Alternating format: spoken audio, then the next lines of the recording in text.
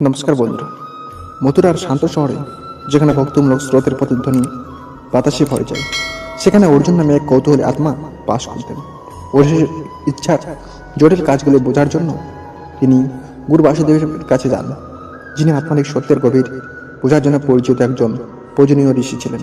শান্ত আশ্রমে উপস্থিত অর্জুন তার প্রশ্ন করলেন, গুরুজি, ঈশ্বর কখন এবং কার ইচ্ছা পূরণ করেন এবং কখন তিনি চান? গুরু বাসুদেবের মৃদু হাসি দিয়ে শ্রীকৃষ্ণের পদন্ত জ্ঞানের উন্মোচন করতে হাসি লাগলেন।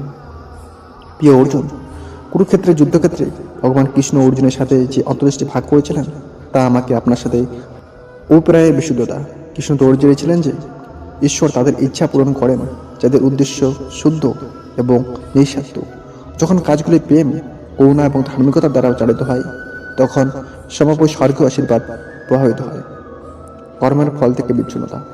প্রভু ব্যাখ্যা করেছেন যে তাদের কর্মের ফলাফলের প্রতি একজনের সংযুক্তি ঐশ্বরিক হস্তক্ষেপকে বাধাগ্রস্ত করতে পারে। যারা নিষ্ঠার সাথে তাদের দায়িত্ব পালন করেছিলেন কিন্তু ফলাফল থেকে বিচ্ছিন্ন থাকে, তারা নিজেদেরকে ঐশ্বরিক ইচ্ছার সাথে সারিবদ্ধভাবে খুঁজে পায়। আত্মসমর্পণ এবং বিশ্বাস।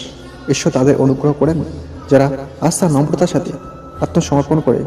যখন ব্যক্তিরা তাদের বোঝাপড়ার সীমা স্বীকার করে এবং ঐশ্বরিক পরিকল্পনা তাদের বিশ্বাস স্থাপন করে, তখন ঈশ্বরের ইচ্ছা সবসময় এবং কল্যাণ করার উপায় পায়। ধর্মের অনুগত্য। কৃষ্ণ ধার্মিকতা কর্তব্যের গুরুত্বের উপর জোর দিয়েছেন।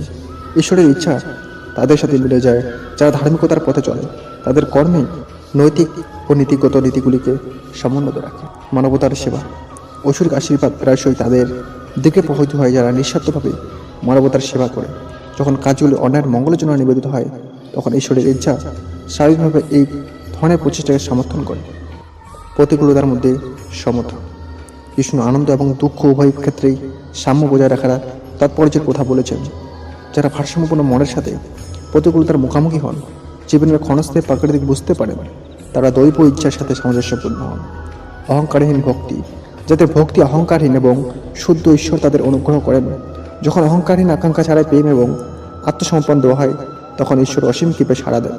যাই হোক, গুরু বাসুদেবের যোগ করেছেন স্বার্থপর আকাঙ্ক্ষা, অহংকার এবং ধর্মের বিপরীত কর্ম দ্বারা চালিত ব্যক্তিদের ইচ্ছা পূরণ না করার জন্য ঈশ্বর বেছে নিতে পারেন মহাজাগতিক আদেশ, উচ্চতর প্রজ্ঞা অনুসারে কাজ করে এবং ঐশ্বরিক ইচ্ছা ব্যক্তিদের পাঠ এবং বৃত্তিকে পরিচালিত করতে পারে।